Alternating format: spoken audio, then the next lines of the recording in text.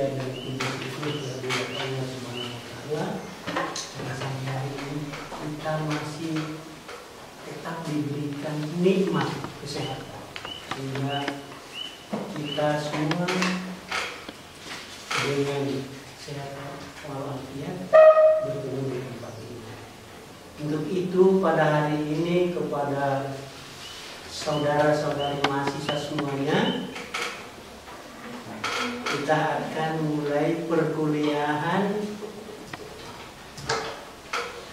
mata kuliah hukum perdata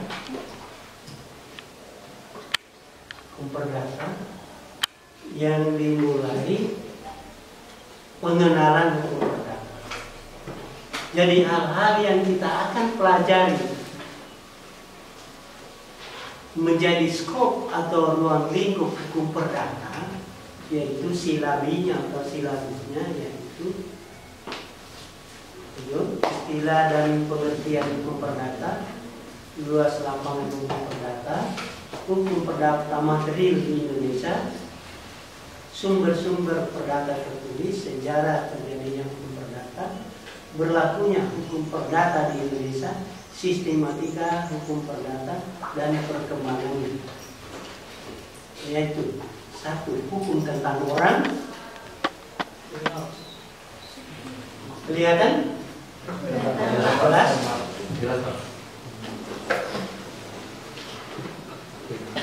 Ya, jadi yang kita akan pelajari itu hukum tentang orang. Itu hubungan dan kewajiban perdata yang terdiri dari subjek hukum. Ini baru urutan yang mau dipelajari ya. Manusia, badan hukum, domisili, catatan sipil, kemudian kita masuk dalam hukum keluarga. Tadi hukum tentang orang yang mengatur kehidupan manusia itu. Kemudian ini hukum kehidupan dalam keluarga, aturan-aturan tata dalam keluarga. Ini satu, perkawinan, harta perkawinan, putusnya perkawinan, dan hukum kekayaan dalam perkawinan yang namanya hukum benda. Kemudian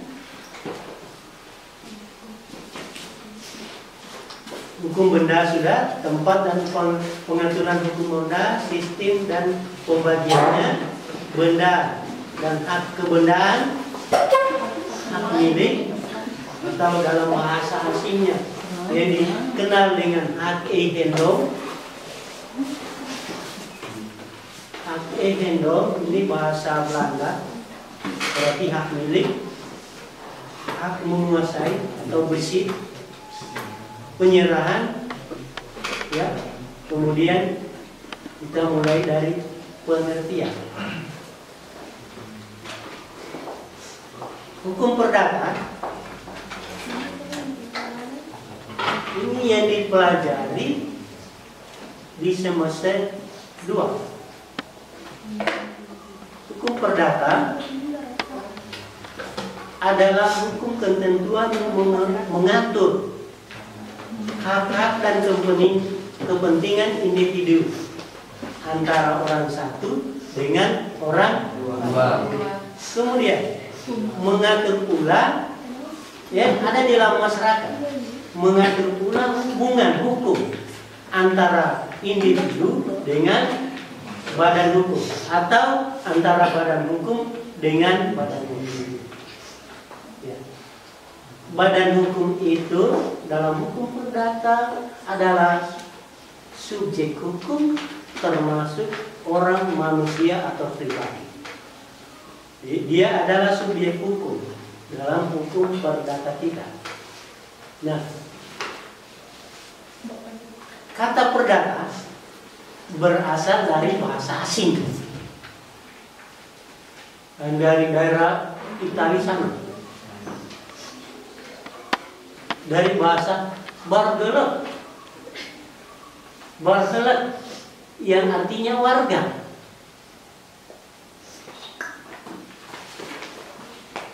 yang kemudian dikatakan sipil. Sipil ya artinya orang atau pribadi. Berarti hukum perdata, hukum yang mengatur hubungan hukum antara warga, masyarakat, antara pribadi dengan pribadi atau orang dengan orang. Jadi kata perdata sinonimnya orang, pribadi, atau privat. Itu istilah kita. Kamu jaga dalam istilah-istilah yang sekarang baru kamu tahu. Nah, dalam hukum ada yang dikatakan subjek hukum. Subjek hukum itu adalah pendukung hak dan kewajiban. Ia mempunyai hak-hak di hidup di dunia ini dan mempunyai kewajiban-kewajiban di dunia ini. Hanya dua yang punya hak dan kewajiban di dunia ini. Hanya orang dengan badan hukum. Badan hukum di sini yaitu korporasi. Korporasi kata lainnya bentuk usaha-usaha. Contohnya CV, PT, organisasi pemerintah, termasuk Madako adalah organisasi. Universitas Madako adalah organisasi atau kelompok. Dia punya kewajiban hukum, dia punya hak. Badan hukum itu. Madako sebagai suatu badan hukum, dia punya hak mendirikan perguruan tinggi. Ya, karena tidak adanya suatu kewajiban antara hak dan kewajiban, maka kita ini tidak ada berguna. Tidak ada saya, tidak ada kamu, tidak ada mahasiswa, orang tua masih, maka Madako tidak ada gunanya. Ya kan? Cuma kamu mendaftar. Ya kan? Tidak ada saya, tidak ada guru, kamu juga tidak akan bermanfaat belajar di bidang hukum. Jadi ada namanya hak dan kewajiban. Sehingga kita antara orang dengan badan hukum, antara orang dengan orang punya hak dan kewajiban. Hubungan keperdataan atau hubungan hukum antara orang dengan orang, misalnya jual beli, tukar menukar, sewa menyewa, perjanjian dan lain sebagainya. Ya, itulah makanya ini dari bahasa Belanda, dari bahasa Prancis, dari bahasa Romawi, kemudian Belanda, kemudian Prancis, kemudian Indonesia.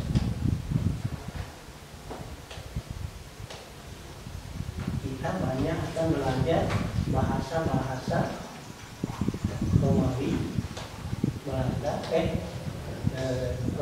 Prancis, Belanda dalam belajar hukum Indonesia. Karena hukum kita dari sana. Dari sana. Karena menurut sejarah hukum. Karena hukum kita ini adalah tidak termasuk hukum Anglo-Saxon, tapi termasuk hukum Common Law. Eropa kontinental. Hukum yang berlaku di Indonesia khusus perdata dan pidana adalah dari Eropa daratan, Eropa kontinental atau yang biasa disebut dengan Eropa daratan. Kemudian kita masuk di Indonesia, nanti sebentar tanya jawab. Tanya kenapa? Ya kan? Ya. Kemudian dalam hukum perdata dia mengatur juga selain tadi yang saya sampaikan, ada hukum keluarga, ada hukum tentang orang, ada hukum tentang kekeluargaan, family right, dan lain sebagainya. Ada juga yang namanya hukum perdata. Jadi hukum perdata itu terbagi dari hukum perdata itu sendiri dan hukum yang mengatur tentang urusan manusia dan manusia lain. Itu namanya hukum perdata. dengan manusia lain, antara manusia yang pada hukum atau pada hukum yang pada dalam hubungan hukum transaksi segala hal yang terjadi dalam kehidupan antara manusia satu di dunia ini. Itulah perdata. Nanti pidana, nanti dosen hukum pidana yang jelaskan. Ya, bagian hukum kita banyak sekali. Ada yang dikata hukum perdata, ada hukum pidana, ada hukum tata negara, ada hukum agraria, tapi di dosen-dosen yang lain ada nanti tersendiri. Ya, kita lanjut. Dalam hukum perdata diatur dalam kitab undang-undang hukum perdata yang disingkat dengan BW. BW atau Bartlett Workbook, kitab undang-undang hukum perdata. Dan yang kedua, ada kitabnya yang diproduksi oleh Belanda. Ini kita pakai sekarang. Itu yang kita pakai sekarang. Dan yang kedua, kitab undang-undang hukum dagang, WPK, Workbook Pan Kopanda, kitab undang-undang hukum. Itu juga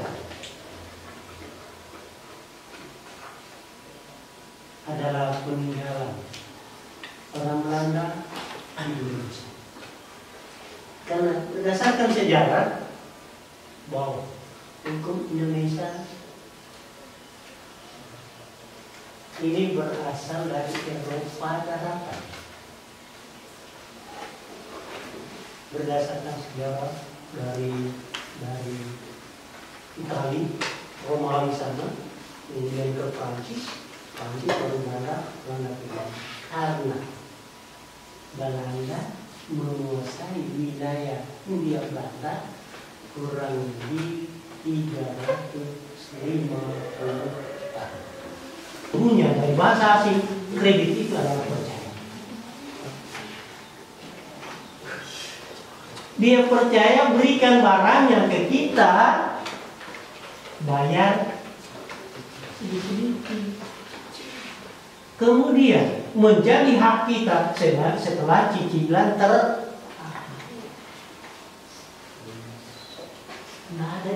ada di hukum kita itu. Ya, gitu. Ya.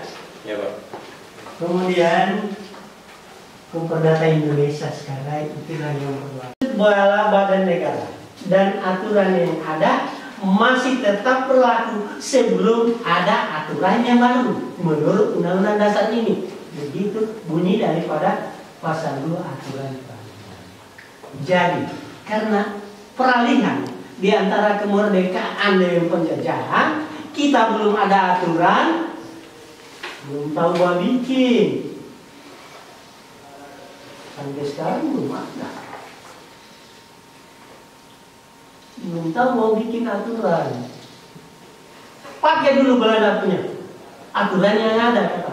Segala badan ada dan aturan yang ada masih tetap berlaku sebelum ada yang baru menurut Undang-Undang Dasar ini. Itu bunyi pasal 2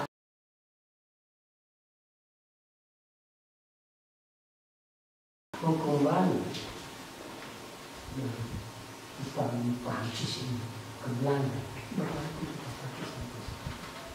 Hukum perdata barat. Begitu juga mengenai agraria, hak milik, hak guna bangunan, hak usaha, hak pakai tidak berlaku lagi yang ada di perdata barat karena kita sukunya undang-undang hukum agraria. Undang-Undang Nomor 5 Tahun 1960 tentang peraturan dasar pokok agraria. Nanti ada hukum agraria. Tapi itu semua dari hukum agraria. Ya. Ini sedikit sejarah ini. Hukum perdata terdiri dari 4 bagian. Hukum perdata yang akan kita belajar dalam KUH Perdata. Kemudian tentang benda. Bagaimana tentang benda? Bagaimana hubungan manusia dengan benda? Orang dengan orang. Makanya di Indonesia diakui namanya hak milik. Karena antara orang dengan benda boleh menguasai hak lain kalau dengan negara sosialis Cina, Tiongkok, mereka tidak ada hak milik. Semua negara punya, sosial punya, kita tidak. Kemudian buku 3 mengenai perikatan atau perjanjian yang disebut dalam bahasa tuli-tulinya Verbintenisen Recht. Recht itu hukum, Verbintenis perikatan. Buku keempat tentang daluarsa lewat waktu dan pembuktian. Ya, pembuktian dan lewat waktu. Weriar and bewijs dan hukum waris. Weriar and bewijs dan hukum waris. Hukum waris adalah hukum perdata. Kita bukan. Nah, hukum warisnya kita, hukum perkawinan. Ada hukum keluarga di bawahnya. Ada hukum keluarga, ada hukum perkawinan. Hukum perkawinan ada 2 macam berlaku di Indonesia. Bagi yang Muslim berlaku hukum perkawinan menurut syariat Islam. Perceraian juga menurut syariat Islam.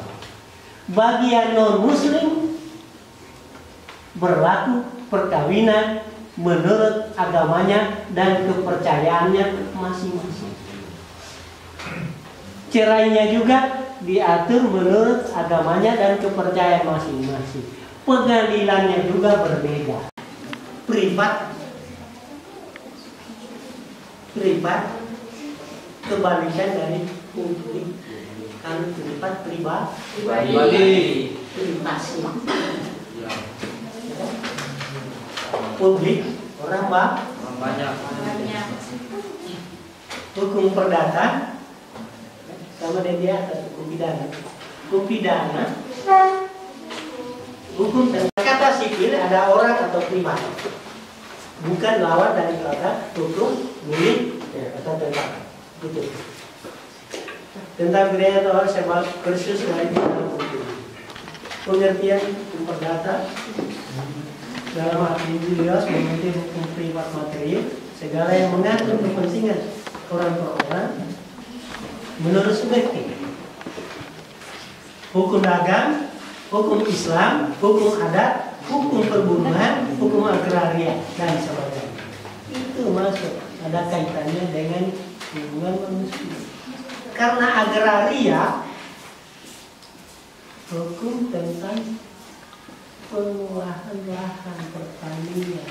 Karena negara kita negara petani, negara agraris. Dalam negara agraris ada penguasaan lahan, menanam, bertani, berkebun, beternak, memelihara ikan. Itu sudah yang kita bawa di akhir. Amal jariah bukan kamu. Ya, Pak? Kalau kamu rajin bersedekah, kemudian ini bermanfaat. Yang ketiga, doa anak yang soleh. Makanya jadikan anakmu jadi anak yang soleh. Kasih sekolah di pesantren di mana? Supaya dia perdata. Ada lagi? Bukan? Hukum dagang termasuk bagian daripada hukum perdata. Ya. Tadi saya sudah singgung, tapi tidak terlalu dalam. Hukum perdata itu hukum mengatur tentang orang, hubungan antara orang dengan orang. Di sini diklasifikasikan bagian daripada hukum perdata. Karena hukum perdata itu dalam arti luas. DT luas. Dalam arti luas terbagi dua. Hukum perdata sempit, dan hukum dagang. Ini mengatur tentang hubungan ini yang tiga, orang yang badan hukum. Karena di sini terjadi hubungan orang, terjadi namanya bisnis, terjadi jual beli, terjadi perjanjian, terjadi ekspor impor, terjadi e-commerce. E-commerce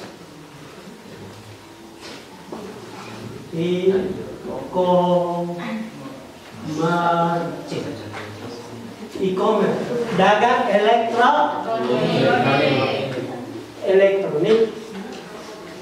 dagang elektronik.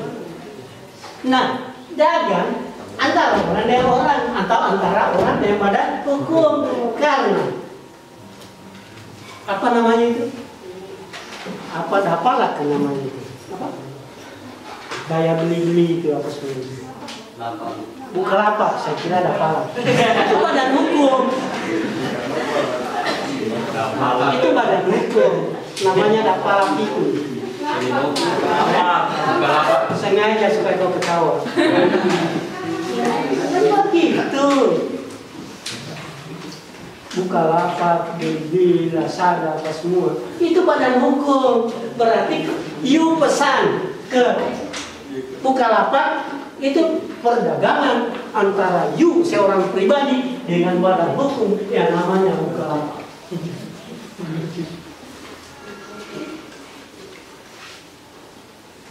Dengan kirim ada untung.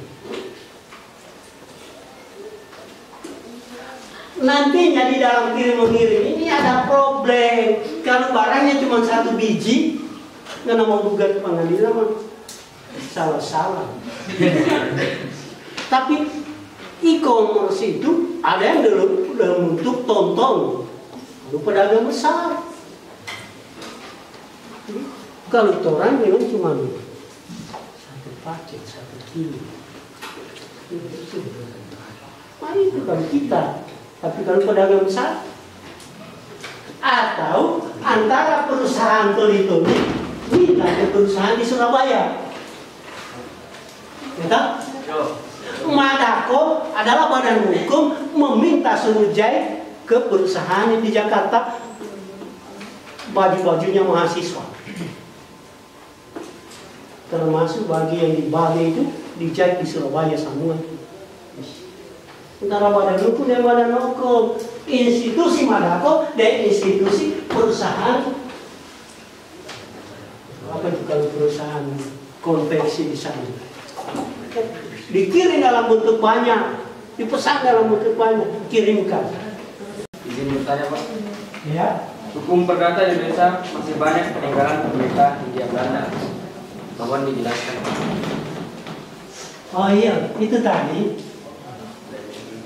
Saya kira sudah terjawab ya tadi itu, sudah itu terjawab. Karena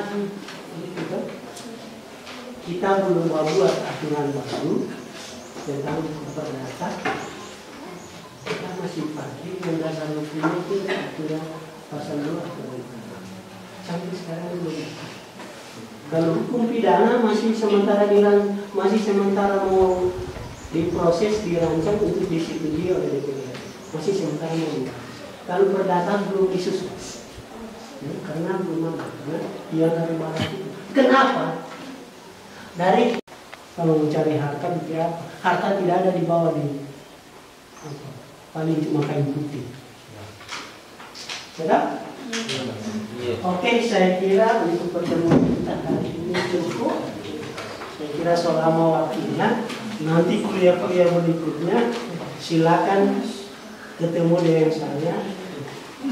Dan untuk saya paling suka kalau mahasiswa yang cerewet bertanya. Karena seluruh pertanyaan saya bisa jawab. Siapa dengan saya? Jawab mengenai bom atom. Saya jawab. Jadi jangan takut dengan pertanyaan. Saya paling suka dengan pertanyaan. Saya jawab. Coba tanya masalah hadis. Saya jawab. Gampang sekali jawabannya karena dia orang pesantren. Saya bilang saya tidak tahu. Karena tidak tahu adalah jawaban. Itulah sampai bertanya hukumnya sunnah, menjawab hukumnya wajib. Kalau kita bertanya kok orang tidak bati-bati, marah kita. Makanya jawaban itu hukumnya wajib. Karena jawaban tidak selamanya benar. Ya tak? Ya. Tidak tahu kan jawaban tak? Ya. Misalnya, halo cewek, saya suka kau. Iya, saya tidak mau kau. Itu jawaban. Siap. Ya tak? Pertanyaan apa yang tidak ada jawaban? Semua. Ya tak?